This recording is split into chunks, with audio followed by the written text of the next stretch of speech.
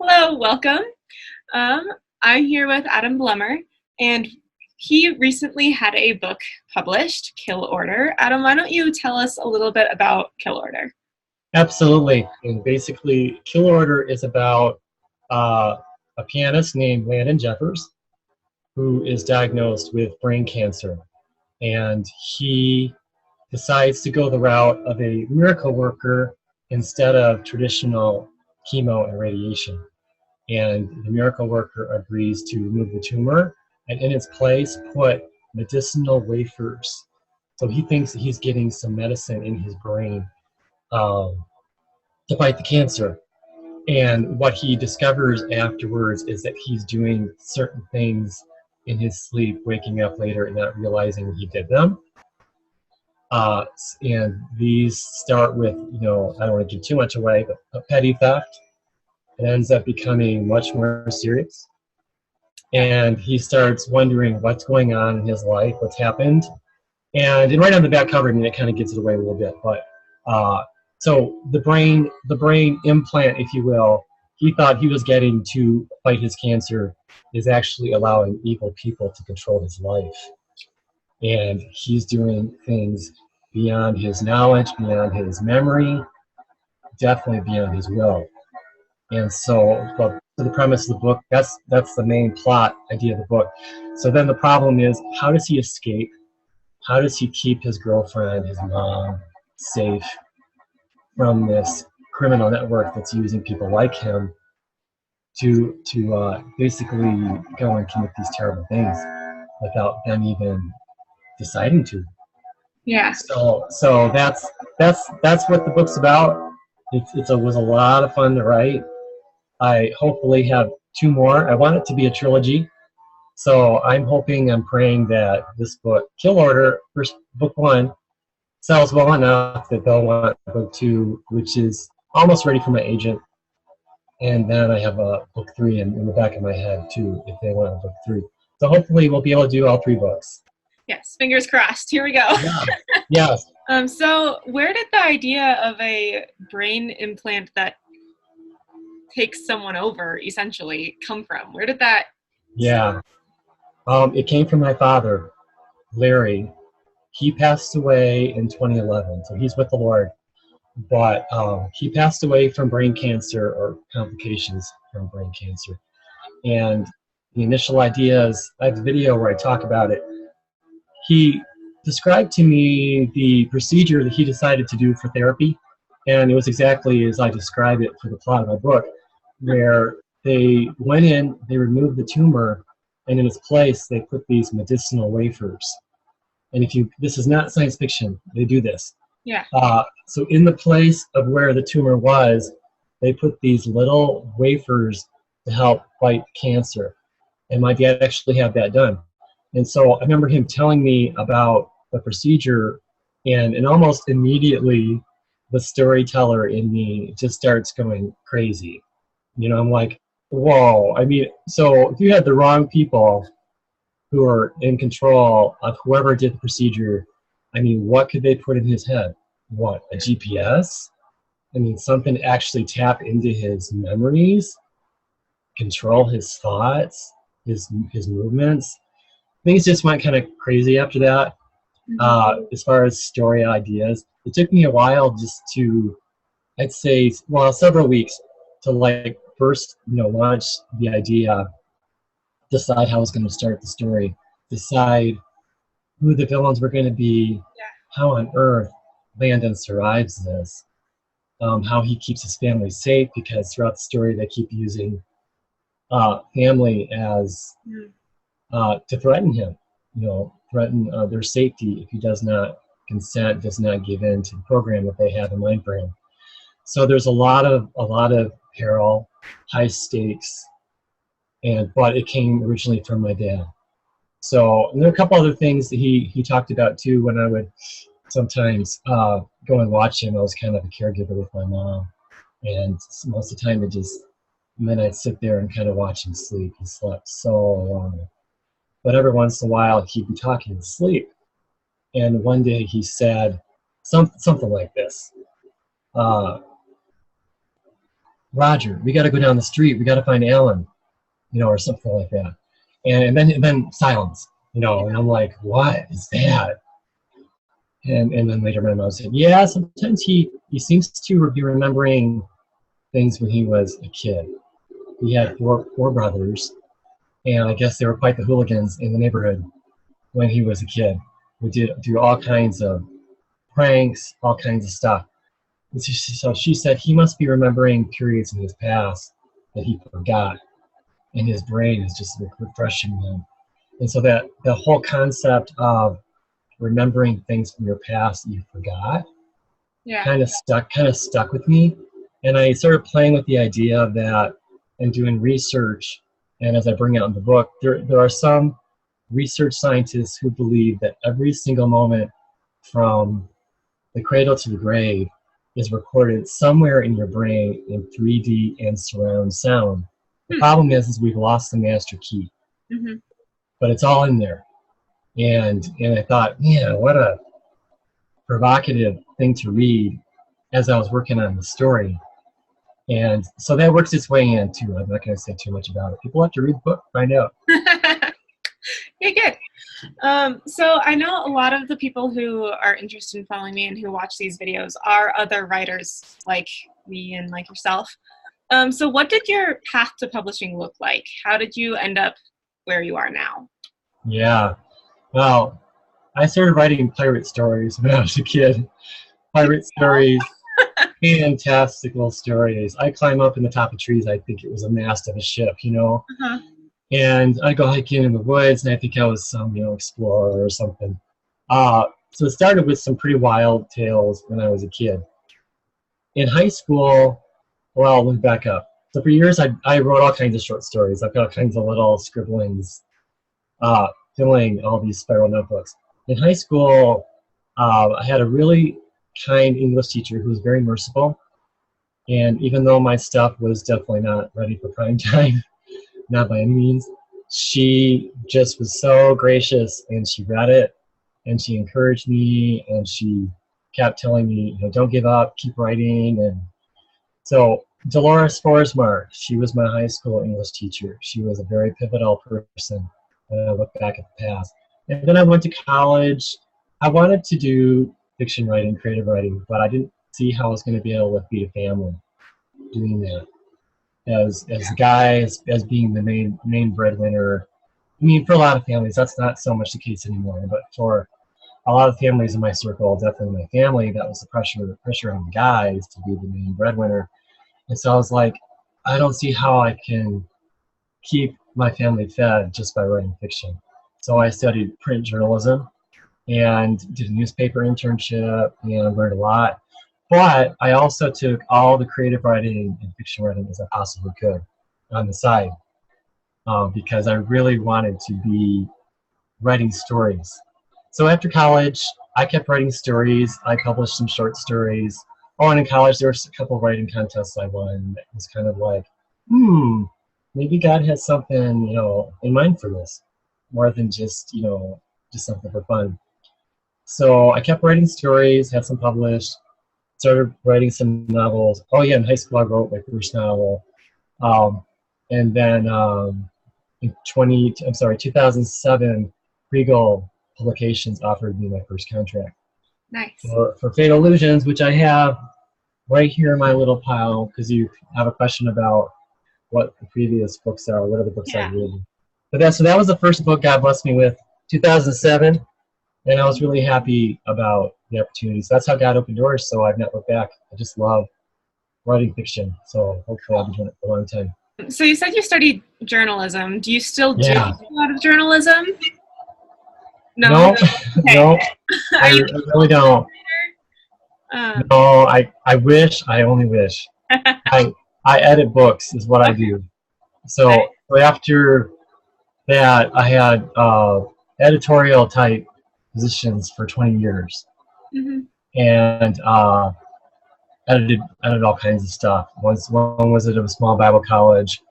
Another was Awana Clubs International. I don't know if you've ever heard of Awana. But I worked for Awana for 4 years. Got some great experience working with them. And then 2006, Was laid off from the Bible college, started working from home, wasn't sure what was going to happen, and God just started bringing in projects. Nice. People knew that I had training and experience. And then I'd say the last 8 years, I've been a book editor full time. Solid. So like 5 minutes before I logged on here, I was editing a book for somebody. So that's what I do.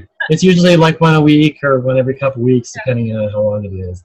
I wish I could write full time, so my schedule is more like evenings, weekends, whenever I can find extra time. And when you're married and you have kids, as you know, Lord willing, someday you'll know what I mean. Mm-hmm. It's just a whole different story. Yeah. You've got all the stuff you're juggling, and I've got a daughter about ready to leave for college in 2 days. So it's like, yeah. So it's fitting it in as a challenge, but that's the way it is, and I'm grateful to God for the opportunities that I do have. Yeah. Well, time management can be tricky for any writer or editor or anybody who just does their stuff from home. And I know, especially going forward, following the release of a book, there's a lot of other things that will be taking up that time. So what's next? What does the next few steps look like? Well, for me right now is I've been doing blog touring since beginning of August. I'll be doing it through mid September. Nice. And then I am doing an interview with you. I have an online radio interview I was supposed to have yesterday, but we're going to try it again. Okay. And then technical problems. Yeah.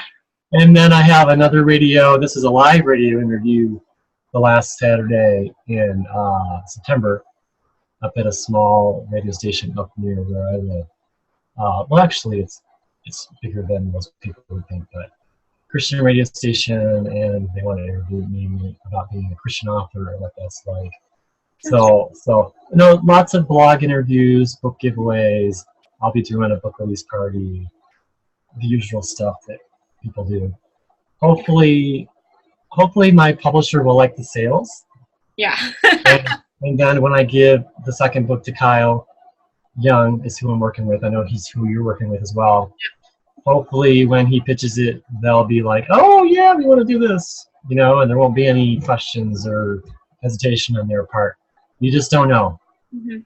You just don't know what God's going to do. So hopefully that's the future path. You mentioned that you're a Christian writer, and I know Kill Order is a clean suspense read. So what does that look like for you? How do you define clean suspense? Yeah, I appreciate the question because a lot of people ask me about this. On my website, I talk about my clean speech guarantee, clean fiction guarantee. And people have asked me, and I had a little graphic I made, and people were actually stealing it off my website because they liked it so much.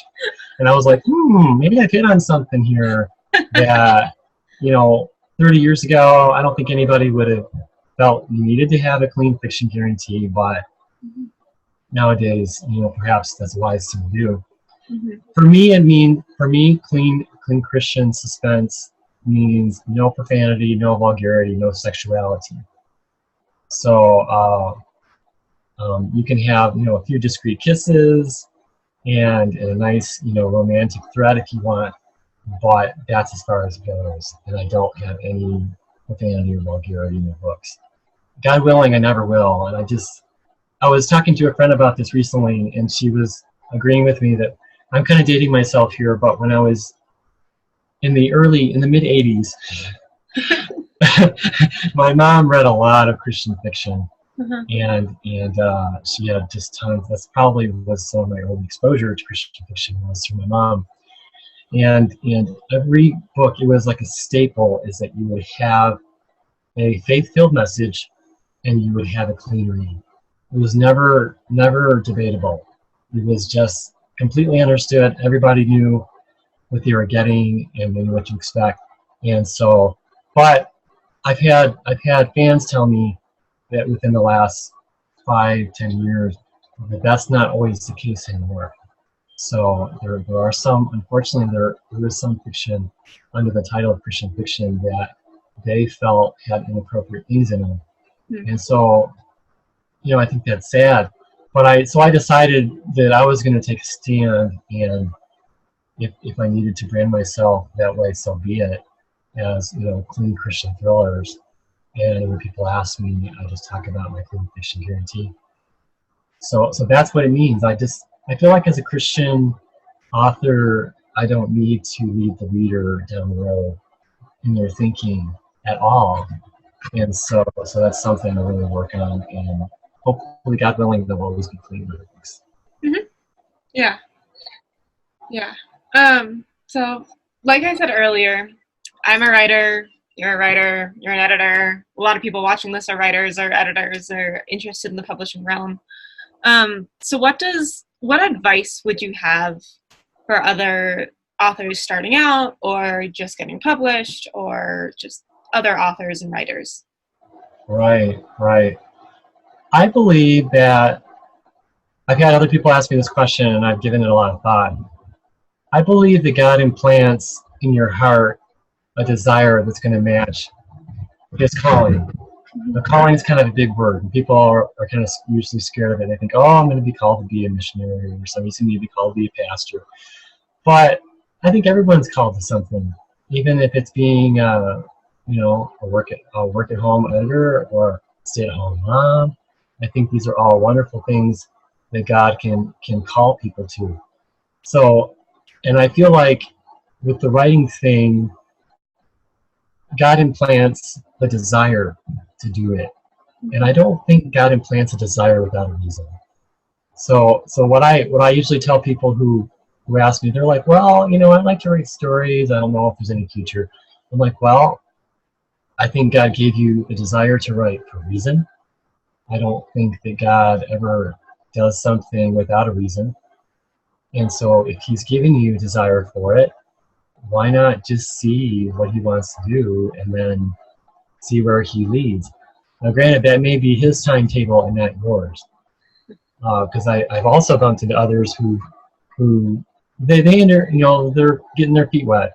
Mm-hmm. And they talk to me and they're like, oh, if they accept my book, it'll be out 6 months, right? I'll start making, a couple $100 a month, right? And I'm just like, no. I wish. No, not at all. So it's important to kind of, I don't want to completely burst their bubble, but some reality has to enter the picture. And if God has that for you, then he'll pave the way, but he doesn't have that for everybody. Yeah. But I do believe that we have to wait on him. We have to seek him with the whole heart. Seek ye first the kingdom of God and his righteousness. All these things will be added to you.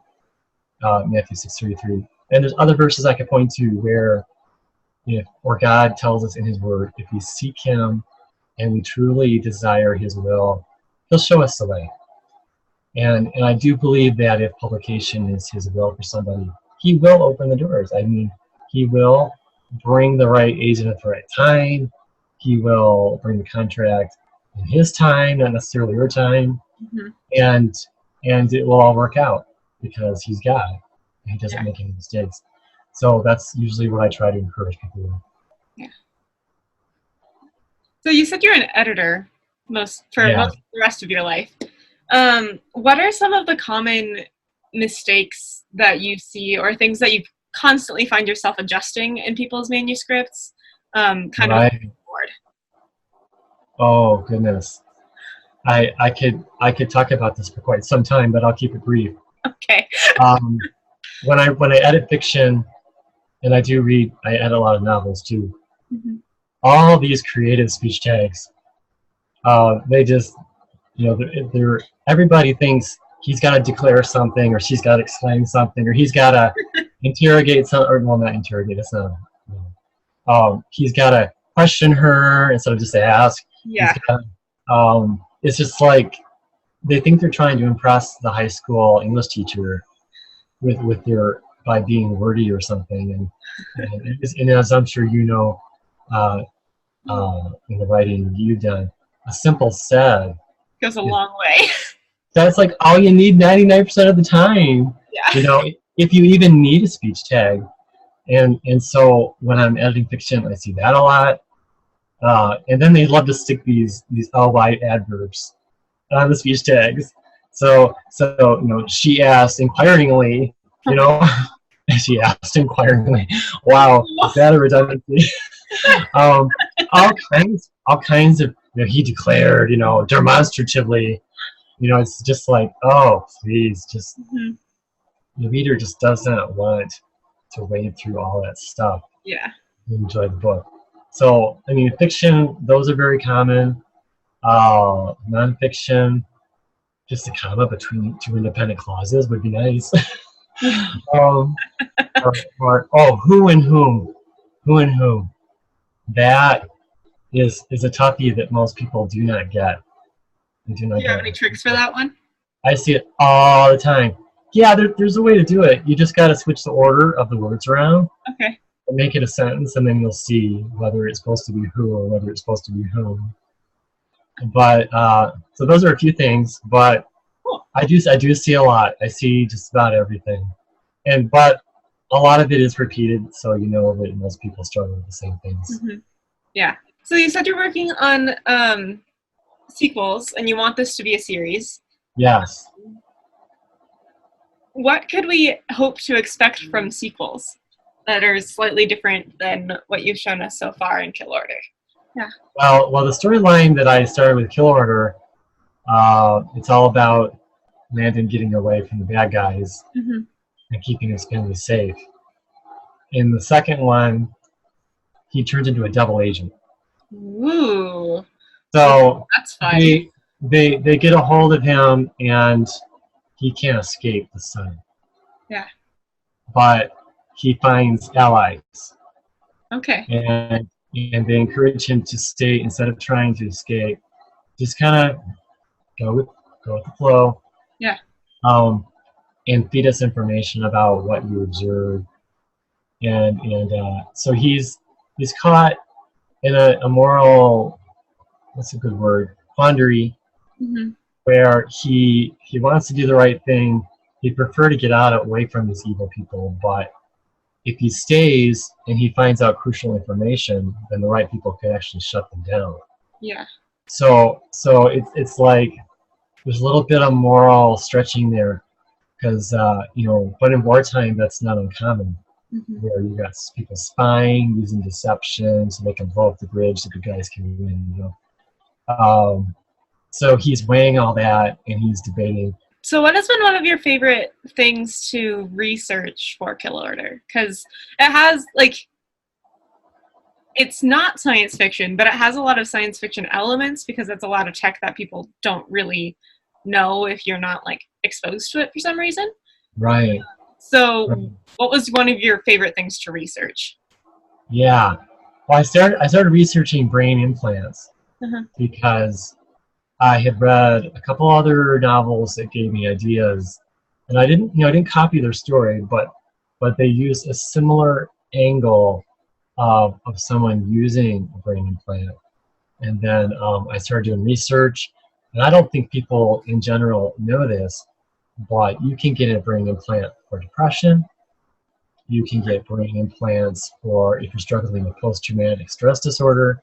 I believe we've had vets coming over from Afghanistan. It's documented that they sometimes have gotten brain implants to help them deal with the trauma of what they observed in Afghanistan. Mm-hmm. They've been doing research for many, many years. If you Google brain implants, you'll be surprised by the stuff you see, where they can actually use someone's brain to control someone's arm. Yeah. Stuff like that. It's like, wow, I mean, this stuff's way out there. Google, I don't know if you've heard about this. Google they have a goal to have a brain implant down the road someday in the future. People can buy and have put in. They don't have to rush. They won't have to learn Russian. The brain implant will give them Russian. Yeah. If they won't need directions anywhere in their life. It'll all be right there. They'll know exactly where to go. Yeah. And so, and you think about the possibilities of that. Yeah.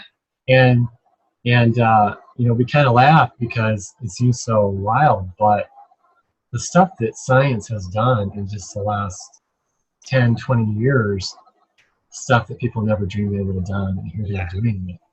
Yeah. But my wife and I were joking. She was like, "Oh, good grief! So they can speak. You just stick the implant in, speak Spanish. I mean, so kids, what? They don't have to learn a language in school anymore. I mean, why would you if you can just stick an implant in and have your Spanish provided for you?" Oh my gosh, that's crazy. Yeah, it is crazy. So some of this stuff, it seems like science fiction, but when you actually research it, because getting back to your question, it's fascinating because it's not that far off from reality. Yeah. And it brings a lot of scary implications because then how do you regulate it? What if, it brings a whole new question about criminal activity and how are you going to rein this in and be able to have someone be able to monitor it so it doesn't get out of hand. And it creates more questions than it answers. Yeah. But it is fascinating to research for sure. Yeah. Cool. Well, is there anything else that you wish I would have asked you that you would want to talk about? just real quick. Yeah. Right. So these are the 3 books so far. Kill Order just came out. Mm-hmm. Like I said, this is the proof actually with all these corrections here. Waiting for my author copies. This is my first novel, Fatal Illusions, which LPC took up for a while there, but actually I had the rights back to it. And then the sequel is The 10th Plague. Gotcha. Yeah, The 10th Plague is a sequel to Fatal Illusions. Yeah. So I enjoyed working on all those. So hopefully before too long I'll have news about a 4th book. Yeah, and the other thing I wanted to tell you, because I knew you were going to ask me this question. When I was a kid, I could not make up my mind what I wanted to do, and I had all these interests. And I have this little friend I want to show you here. Okay.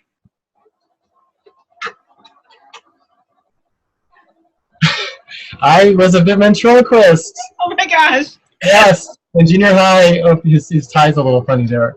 His head is actually off. But when in junior high, I think even earlier, I was ventriloquist, and I would do little skits at church. I would bring Andy in. This is his name, Andy, my friend Andy, and I would do little skits, and the kids just loved it, and I just loved making up stories with him. Yeah. Which is part of the whole writing thing, and then I got braces. My teeth moved. I couldn't be a ventriloquist anymore. So unfortunately, that ended my career as a ventriloquist. No.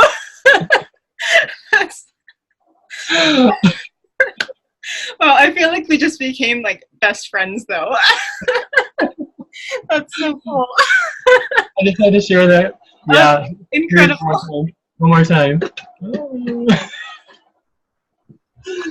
I love it. It's been a pleasure having you on my channel. Thanks for letting me interview you. It's been fun being here. Thank you. You're welcome. Thanks for dropping by my blog and stuff. There's a link down below. Yeah. Until next time. We'll see you then. Bye. Thank you.